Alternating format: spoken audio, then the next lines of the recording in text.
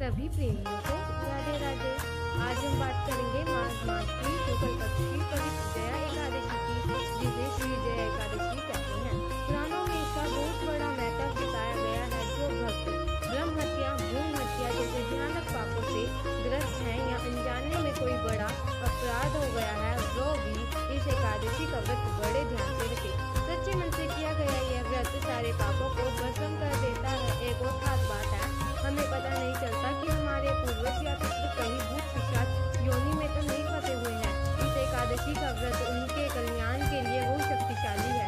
इससे उनकी मुक्ति हो सकती है, वे सदगति पा सकते हैं। भगवान श्री कृष्ण ने धर्मराज युधिष्ठिर से कहा, माघ शुक्ल की जय एकादशी का व्रत करने से मनुष्य को वैसे कुछ सहज मिल जाता है जो वह मांगता है। इसका पुण्य अनंत है। और सुनिए इसकी दिव्य कथा। बहुत समय पहले इंद्र की सभा में अप्सराएं गंधर्व गान नृत्य कर रहे थे। वहाँ पुष्पदंत और पुष्पवती नाम के गंधर्व गंधर्वी दोनों एक दूसरे पर मोहित हो गए। नृत्य गान में ध्यान भटक गया, ताल छूटने लगी। यह देख देवराज इंद्र क्रोधित हो गए और उन्हें श्राप दे दिया, स्वर्ग से निकल जाओ, पृथ्वी पर पिशाच पिशाचिनी बनकर कष्ट भोगोगे। दोनों हिमालय पहुंचे और पिशाच योनि में पड़ गए। वहाँ का कष्ट नर्क से भी ज्यादा भयानक था। जल दिखता, पी नहीं सकते, भोजन दिखता, खा नहीं सकते, भूख प्यास ठंड आदि बारिश सब सहते रहते। रोते गिड़गिड़ाते एक दूसरे से कहते, हमने ऐसा कौन सा पाप किया है। फिर एक दिन जया एकादशी आई। उन्होंने अचानक प्रेरणा हुई और उन्हें प्रण किया, आज हम कुछ ग्रहण नहीं करेंगे।